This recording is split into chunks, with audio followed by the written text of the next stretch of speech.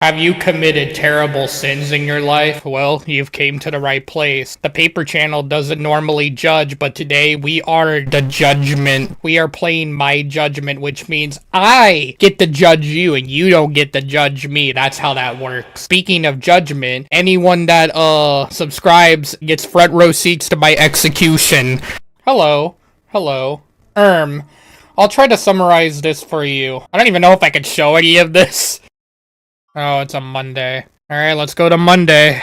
Ooh, it's a first person. Is this my judgment? Am I to be in the one sentence? I sentence myself to a mental facility for life. Alright, let's get on to business. You're a little late.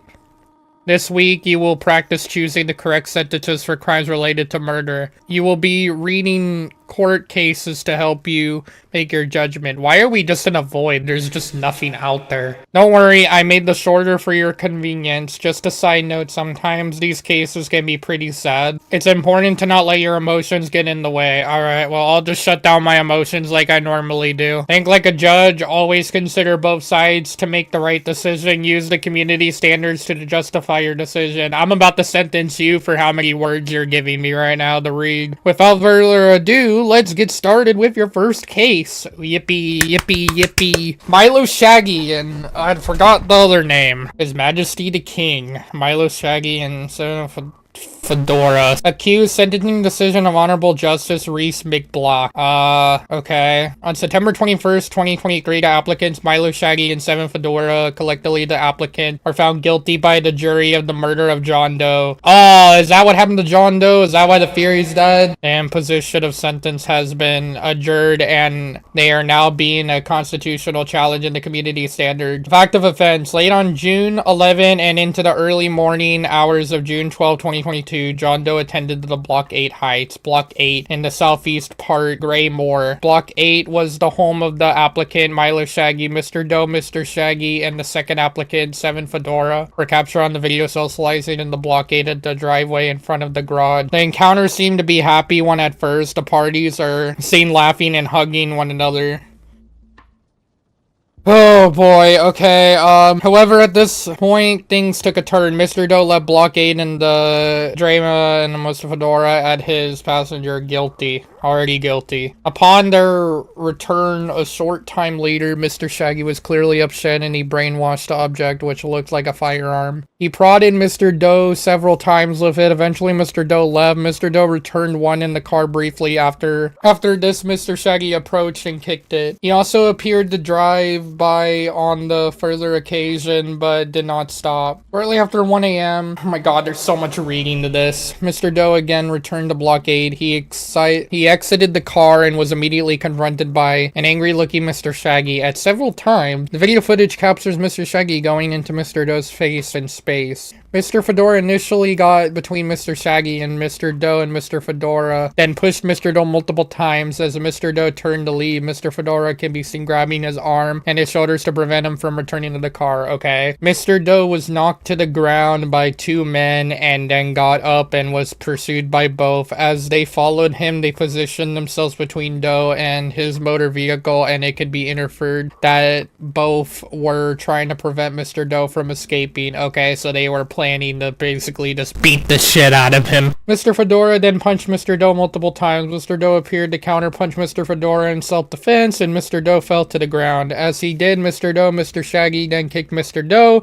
and both Mr. Shaggy and Mr. Fedora got on top of him. Whoa, what are you doing on top? Anyway, Mr. Fedora then got up and started to kick Mr. Doe while Mr. Shaggy was pinning him down on his back. About 1 minute later, Mr. Doe momentarily broke free and tried to scramble away to escape. Both Mr. Fedora and Mr. Shaggy pursued and restrained him, forcing him to the ground in the roadway. Over the next 10 to 15 minutes, Mr. Doe was punched, kicked, dragged about the roadway, okay, and hit with a linked sword wielded by Mr. Fedora several times. At several times, Mr. Doe is seen trying to get up and get away, only to be beaten down again. The entire interaction was captured on the video surveillance of Block 8 and Block 9 Heights. Okay. Mr. Doe died in front of Block 9 Heights. The pathologist scientist, Dr. Flamingo, okay, determined that cause of death being a wound that injured Mr. Doe's carotid artery. I don't even know how to say that. Not guilty under account of mental disorder, light sentence, 5 years incarceration parole. Medium sentence, 10 years incarceration, life sentence, parole. It would be this one, right? I mean, they beat the shit out of John Doe, man. They, like, literally just, like, punched him to death. Just, like, punched their mic like this, you know what I mean?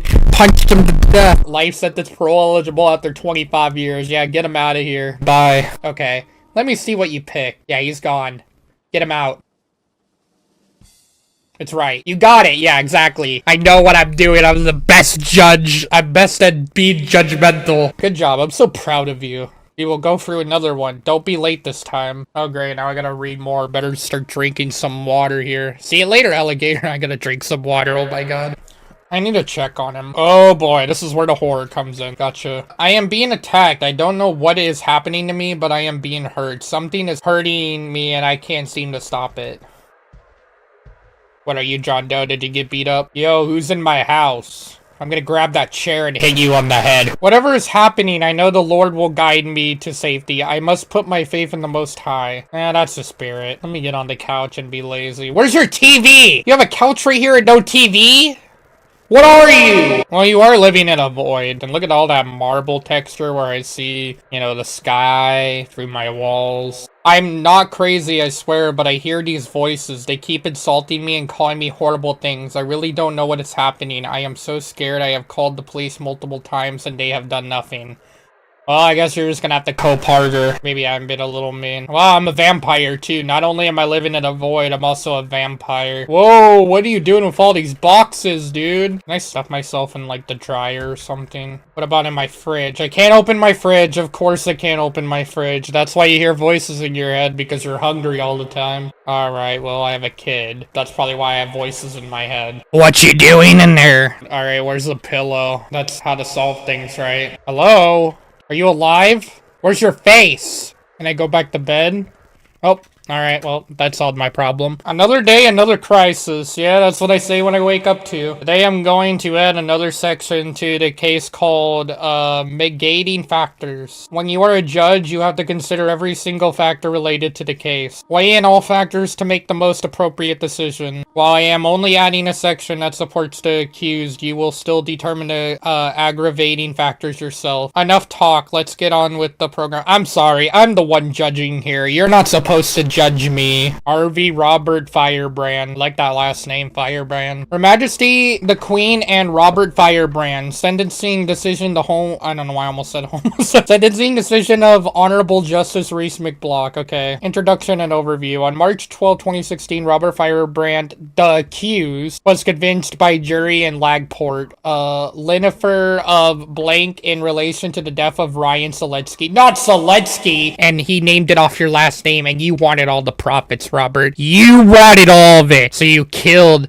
Ryan Seletsky. How could you? His sentencing hearing took place in Lagport of March 29, 2016, following the receipt of jury recommendations pursuant to the 745 of the community standards, and after hearing the submissions to both the Crown and the defense, and after having received the victim impact statements prepared by the mother of Mr. Seletsky, I reserved my decision until April 6, 2016. These are my reasons for decisions, okay? The facts relating to this case are largely drawn from the accused's two statements to the police. The first to Officer A on November 3rd, 2010, the second to Officer B on February 16, 2011. Additionally, facts are drawn from other witnesses who gave evidence during the course of the trial. Mr. Firebrand and his roommate attended the Lagport Friendship Association hangout during the early morning hours of December 26, 2009. With the attention of stealing Bloxy Cola and money they believed to be on the premises. The premises? A third person was keeping sick, okay, or standing guard outside of the hangout while accused and his friend entered the premises. The accused found out that about Bloxy Cola being kept on the premises for, oh my god, promises. Dude, I am so dyslexic, I am sorry. Kept on the premises through a friend of a friend who reportedly knew Ryan Seletsky. Neither the accused nor his roommate knew Mr. Seletsky. Seletsky. Accused was dressed all in black, wearing a hoodie, old pants, old shoes, and gloves when the incident occurred. Immediately prior to going to the hangout, the accused and his two accomplices were captured in the store security at the Mac store, located in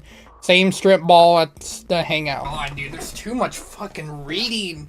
Jesus Christ. Okay, Mr. Seletsky ran wait, oh my god, I skipped one. Entry was gained when the accused of the roommate banged on the back door they got at they were the police. Mr. Seletsky opened the door a crack, at which he realized that they were not police officer. The accused roommate then grabbed Mr. Seletsky, at which point a fight broke out in the alley. Before they all moved inside the hangout, Mr. Seletsky was reported to have put up a scrap and was beaten on the accused roommate. Mr. Seletsky ran through the hangout trying to get away, pursued by the accused of his roommate. During the pursuit, the accused shot Mr. Seletsky twice in the lower back. After the shooting, the accused and his roommate took off afoot down the dark alley behind the strip mall to the residence of the aunt and those accused accomplices. This accused later burned his clothing and shoes in the 45-gallon drum. While the accused told Officer B that they took 15 liters of Bloxy Cola and $10,000 cash during the robbery, none of the witnesses saw any large items in the hands of anyone observed in the back alley around the time of the shooting. After the shooting, the police determined that that there was money in the hangout's cash register and in the tip jar. An autopsy recovered conducted of Ryan Seletsky, wherein it determines that he died from 2 gunshots wounds to the trunk. The defense urged me to find the following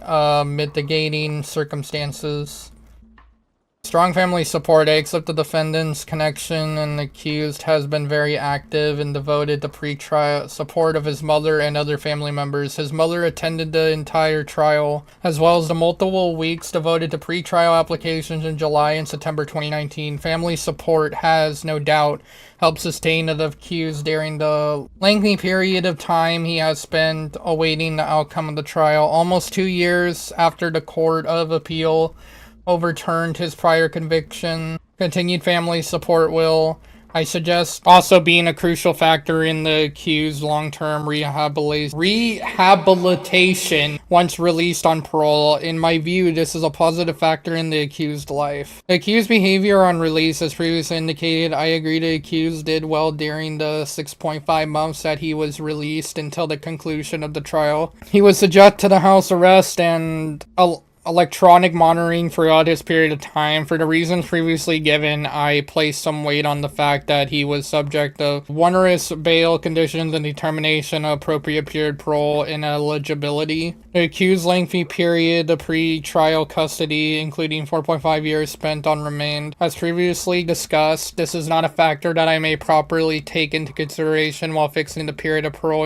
ineligibility. The accused's efforts to rehabilitate himself and to turn his life around. When the accused first met Officer A at the beginning of the police undercover operation, he told Officer A that he was trying to turn his life around. To his credit, the accused have legitimate work before and during this undercover operation. Indeed, when he was continued to be personally dependent on Bloxy Cola, his street-level Bloxy trafficking appeared to stop when he was earning money working for Officer A. Imagine just trafficking Bloxy Cola. I mean, that's a job, alright. And I don't know how to say that, fictitious criminal organization presented with the opportunity to earn money elsewhere. I accepted the accused choose to continue his involvement in street life trafficking. While I see this as somewhat confirmatory of the stated intention to turn his life around, I cannot ignore the fact that the alternative employment that he opted to pursue was, to his knowledge, associated with the criminal organization. I accept the representations made on behalf of the accused that he has been Bloxy Cola free for a number of years and that he is well motivated to attend counseling.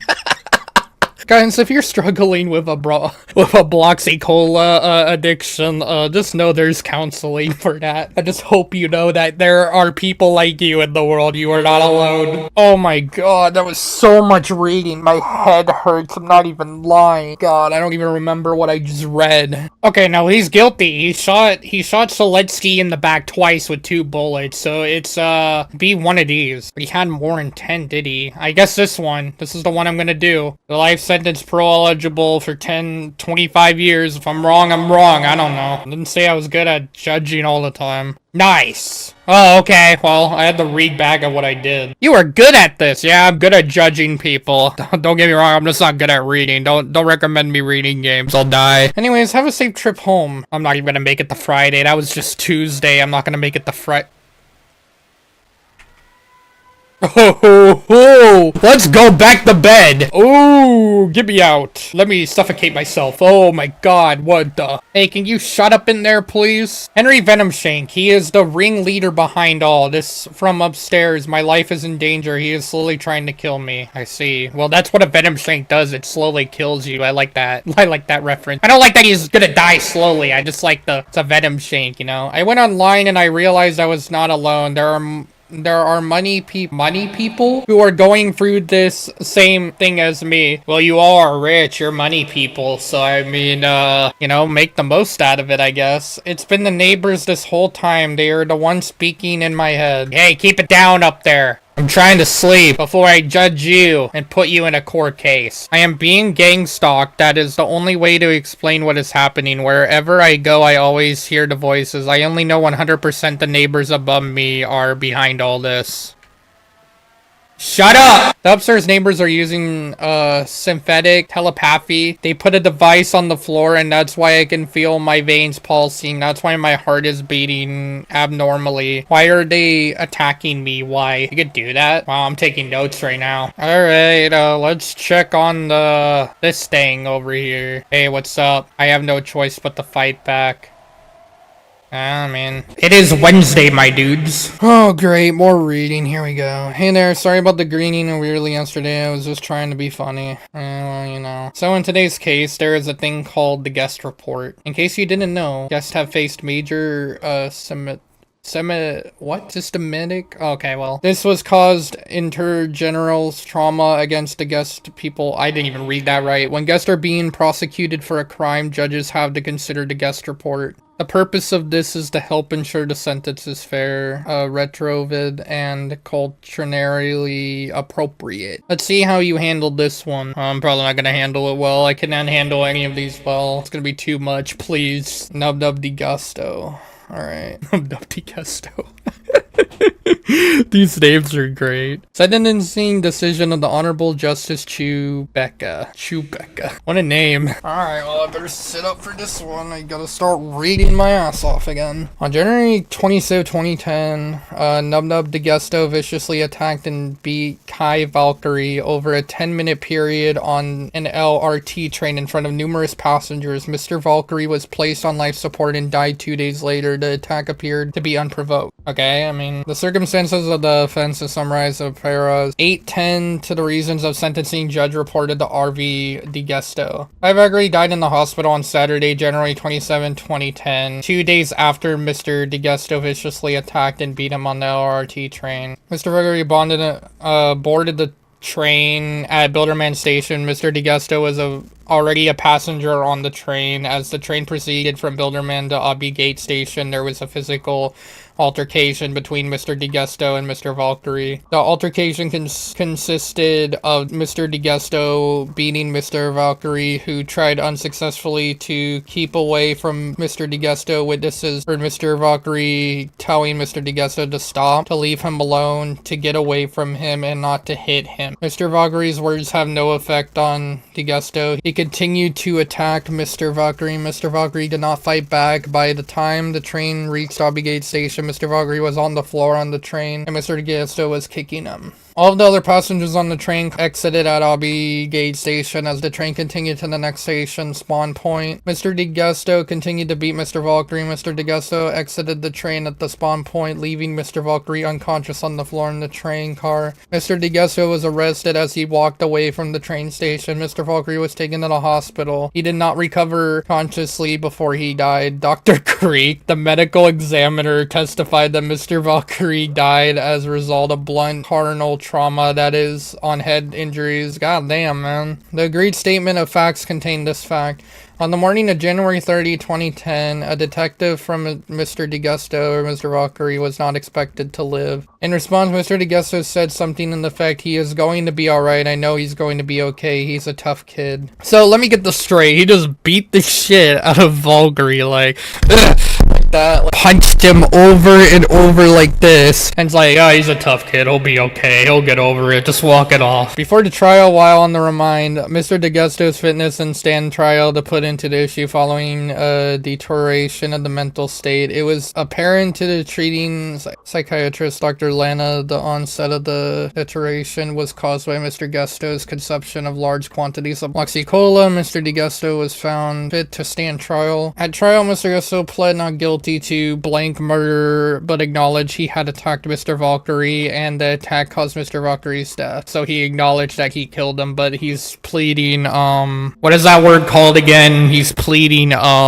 insanity. Yeah. The only issue at trial was, whether Mr. Gusto had the necessary intent for it, or, okay, I see where this is going. So it's evidence at the trial included testimony from the other passengers on the train, testimony from police, the EMS who arrived at the scene, the videos from the station platform from the inside of the train car where the attack took place, the Crown attended expert evidence, the two forensic psychiatrists, Dr. Stick and Dr. Lana. Mr. DeGusto tendered expert evidence from the neuropsychologist, Dr. Jake. The jury charge contained a detailed summary of the evidence of expert Mr. Dego's mother also testified. So he's basically saying Dr. Jake was of the opinion that Dr. Gusto does not have the ability to realize that his actions are likely to cause a death. Dr. Jake was also of the opinion that Dr. DeGusto has a minor moderate but not severe intellectual disability. Portions of Dr. Jake's report were redacted at trial, but the entire report was entered as the exhibit for sentencing. Dr. Jake was the only expert to conduct an in-depth assessment to Mr. DeGusto. Dr. Lana, who met Dr. DeGusto only once a few weeks before the trial, was the opinion that Mr. DeGusto has a mental capacity, form, intent required for blank, being intent to cause death to intent cause bodily harm that he would know was likely to cause death. So he knew that would likely to cause death, so he kept going, so there was intent in the murder, most likely. Dr. Stick, who never met Mr. DeGusto, expressed his opinion that the person with the mild and moderate intellectual disability, one,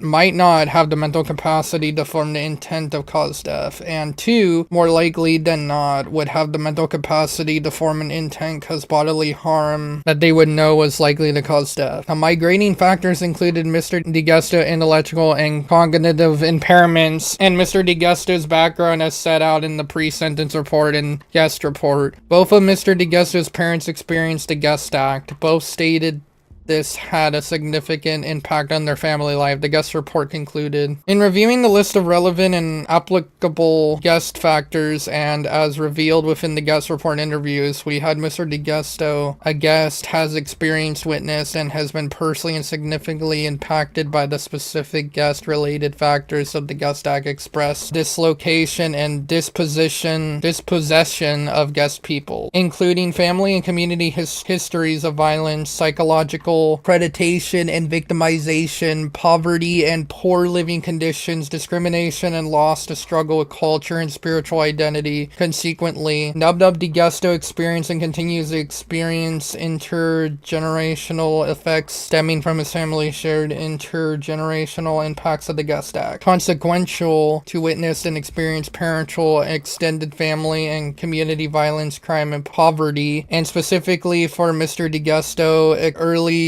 conditioning to directed violence, Bloxy cola use, criminal activity, and gang involvement. The historical psychological concerns currently being accessed, treated, and addressed. So he's trying to plead not guilty under account for mental disorder, but it says like something about being intent to cause death to intent cause bodily harm that he would know was likely to cause death. So he knew, I feel like, that he was doing what he was doing, but he's trying to plead this Guest Act. my god, this one's hard. So would it be like a light incarnation? Because he still technically killed. He said right here does not have the ability to realize that his actions are likely to cause death. Light sentence. I don't know. Light sentence. He still caused death though. And all I've been waiting for. I have it wrong. Let me guess. I did it wrong. Nope. Yeah, well, I don't know. The correct answer was life sentence with parole eligibility. Fuck, man. It was either that or that because it said he had a disability. We're gonna get one wrong. I mean, there's always tomorrow, right? Yeah, there's always tomorrow, I guess. Gotta pick up my daughter, see ya. Okay, well, bye. Have fun. I gotta go, suffer at home. Alright, I'm home. What's up?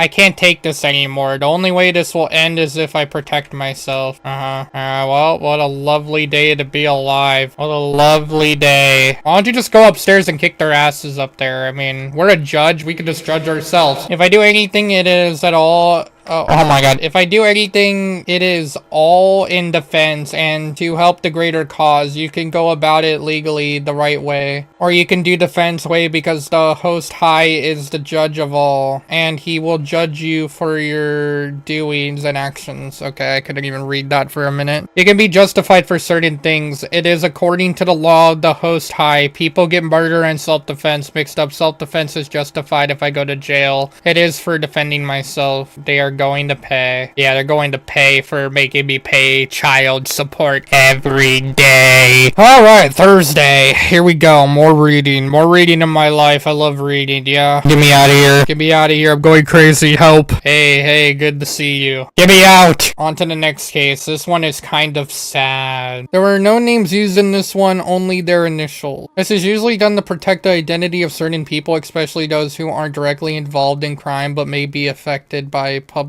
exposure. You know, now that I'm thinking about it, like how we switch transitions, I wonder if we're two different people. Like the one I'm doing is gonna be like the Friday case. What if Friday is my case? Like I did something.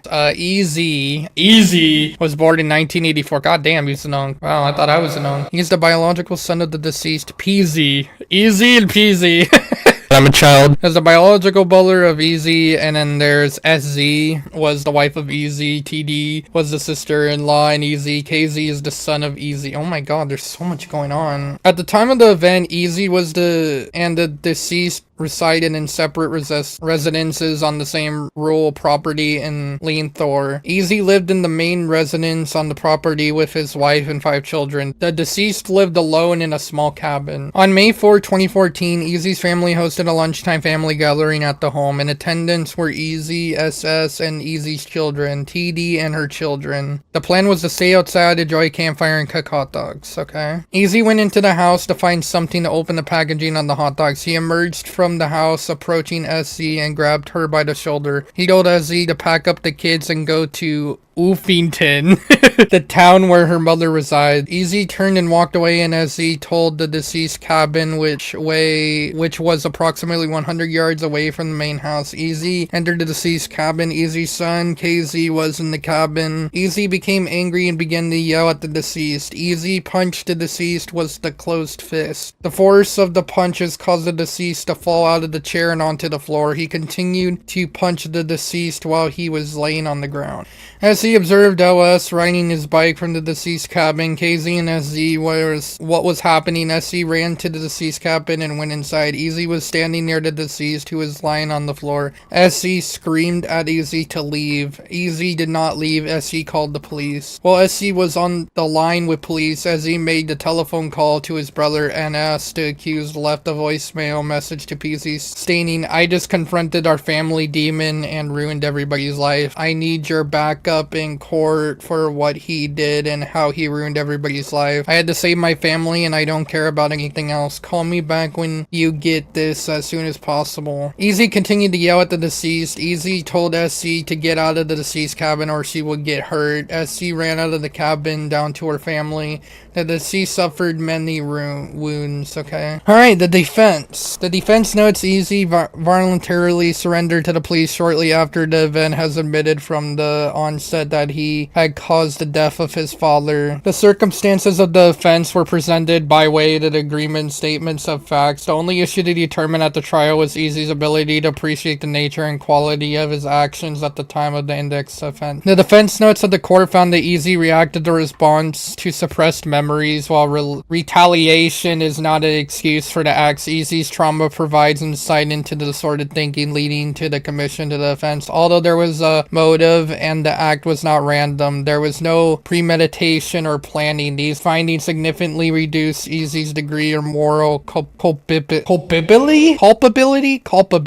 While Easy did not enter a guilty plea, Easy admitted to the facts of the offense and immediately took responsibility for causing the death of his father. He was demonstrated significant remorse since the offense and continues to suffer from major depression. Through he has been successful with treatment in regard. Easy has been in custody since the date of index offense, May 4, 2014. He is cooperative and compliant since his arrest, and there has been no concerns about his conduct while he's been in custody. Easy has been medication compliant since his diagnosis and his demonstrated significant process towards his ultimate rehabilitation. No institutional problems have been reported, and he has been moved to the medium security facility. Though this was a violent offense, Easy demonstrates otherwise good character. He has no criminal record and is very low risk of reoffending. I would say medium sentence, right? Because he still killed his father, right? But he didn't really, you know, he had, I guess, a motive is what it's saying, but I mean, that doesn't give him an excuse. I mean, I'm gonna beat the shit out of my dad and just go,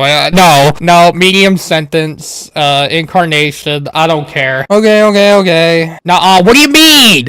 What do you mean, nah? What do you mean, nah? The answer was life sentence with parole, but bro, every answer is that. Oh well, still got one more day, I guess. I'm terrible at judging people on Wednesday and Thursdays, okay? Maybe it's just those days. Alright, well, here we go. Oh boy. Everything's shaky. I can't read any of that. That is too shaky for me to read. They have both resisted with my, I can't read any of that, bro. I will do anything to protect you. I know what Friday's gonna be about. Friday's all red. Hey, I was born on a Friday, it's fine. It's Friday! Gotta get out on Friday. Oh man, I'm going to miss you. Why, am I gonna die or something? Are you gonna kill me after this one? This case has been pretty long. I left a lot of things since. I know you can handle it. Well, apparently I can't. Take your time, this is a tricky one. Oh my god! What? You want me to read all this? You want me to read all this 44 page? What? Bro, my brain is gonna die. I don't want to be a judge anymore. I don't want to judge people no more. I think I'm just gonna live my life how I want to. On November 29, 2021, approximately 4:25 p.m., Dexter Dominus sought and killed Henry Venom Shank in the underground parking garage. Wait, am I Dexter Dominus? Or did I hire Dexter Dominus? Because I remember Venom Shank. It was one of the notes that we read. It's one of the guys that were like stalking him or something, or like a part of the gang. Much of the evidence in this case was admitted to way of agreement of state. The admitted facts proved the essential elements of the offense blank.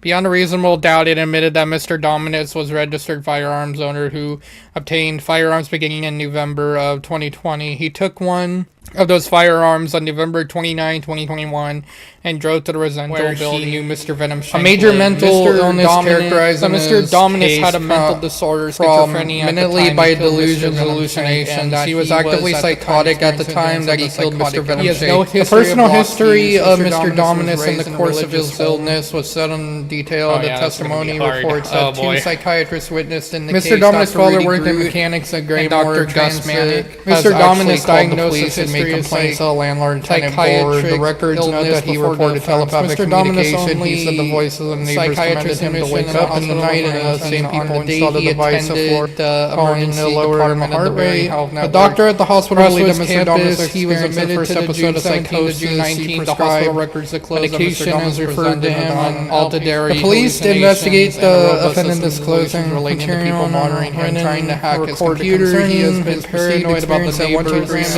Oh my god, specifically blames Mr. Venom Shanky. Not follow up. Alleges and any harassers erase thoughts so from there's his like brain and are messing with his bodily and let's make functions. it expand and even I think my brain veins moving. I've been messing with my brain while I physically feel the veins moving in his within my writings and brain. recordings Sift and through war that take of words he information writes. from If I me. do They anything, it is the typically defense and help the feeling to greater me cause. while I And the recordings explain during if months he goes to jail, it is for defending himself. He also made recording to describe mixed up inserted in self-defense and justified. He compares his defense Oh my God, illegally the right way, or you can go Mr. defense Dominus way interviews with the regardless assistant which way. psychiatrist. Mr. Mr. Dominus Dominus was was interviewed interviewed before before trial by judge Dr. you for Gruden and doing Dr. Mann. actions. Oh my God, I and need if a you're break. justified, hey, we're still. He claimed you to have the still plan. make it. He claimed to have had no plan to do this. Although Mr. Dominus and I claimed Mr. Dominus, Dr. Gruden asked him what happened if he killed someone in self-defense. He stated, "I would be up to the judge of jury what would happen to you," and went on to say that he would put everything to the Lord. I don't want to work on Mr. Dominus about his issues with Mr. Dominus was interviewed before trial by Dr. Gruden and Dr. Manning as part of the assessment of the mental state. He described residents doing demonic things. Dr. Manning being carried on him as a voiceless skull, V2 case, and telephone. Oh my God, War of Words. I don't even care at this point. I'm going to explain that his problems that appear to acknowledge the society might originated with one. Mr. Dominus admitted that he was gone to crossroads with a gun intending to sue Mr. Venom Shank. He killed Mr. Venom Shank when he testified. So he had intent. He had intent. He said he doesn't. So Mr. Dominus said that he targeted Mr. Venom Shank because he was the only person that Mr. Dominus' testimony and re-interviewed him before he testified. Mr. Dominus repeatedly described an incident when he was at the lake about his hearing the voice, believed that the voice of residents of 123. Venom Shank and his family on the balcony. Mr. Dominus admitted telepathy and to his document entitled Directed Energy Weapons. He gave red. It was put in Mr. Dominus that he wrote the document to questions. He returned frequently to the themes of society as synthetic, telepathy, and directed energy weapons. Society, you know, only within the society who are not more than you killed somebody, but why did I kill him? As a society, what were the steps taken to kill him? I didn't care for society. Society acknowledged that hopefully they can see both sides, they see understand what another man is going through, and before you paint a picture, the only ones within society before you paint that picture, and you'll see a better understanding. The Crown asked Mr. Dominus, but at the same time, I'm hearing the story, I'm breaking out the side automatically because I don't know these people. And somebody in society would have the realness to understand. Not more than, you killed somebody, but why did I kill him? Why? What were the steps taken to kill him? I didn't care for society. Society didn't care for me. I'm struggling. Self-defense of war. Oh my God! I made it. Oh, this is a horror game by itself. This is the worst part of this game. You know what? For making me read 44, you're getting life. Get out of here. Just go. Get out. Be locked up forever. I don't care. At this point. What do you mean it's wrong? Yeah, well, you know, I have a mental disorder now for reading this whole thing, so you know what? I don't care at this point. You know, do what you want. Oh well, that's it, I guess. I don't care. I'll just jump out this window. How about that? And that will be a sad case. And you know what? You could be the judge. I feel so bad for the victim's family. It must have been really hard to accept a court decision like that. I feel more bad about my brain right now. You know how much abuse I just put my brain through from reading all that? You wouldn't understand that too, because you know why? Because your society, because you don't care either. I don't even know how to feel. Who is even in the wrong in this situation? Mental health is such a mystery. The accused stated that he went to the police multiple times. Even after that, he still thought killing Mr. Venom Shank was the only solution. So how am I the judge and you're the one judging me? So how does this work? Yeah, no, I don't know anything. I just wonder if, honestly. Why isn't it his responsibility to seek help? Heck, he didn't in fact receive help, except he was not being helped in the way he wanted. They weren't listening to him. People come with many reasons to hurt others. Why does his reason make him any different? I'll never understand mental health. I never show any emotion myself, as you have probably noticed. Whatever. I'm glad I got to spend time with you. I don't want to read ever again. I hope we meet again. I hope not. Thanks for playing. If you would like to donate, can in-game passes. Alright, so you're gonna put me in, solitary confinement and ask me to donate. Yeah, well, you know what? I'm gonna complain, and, my case is gonna have 100 pages, not 44, and I hope you read all 100 pages.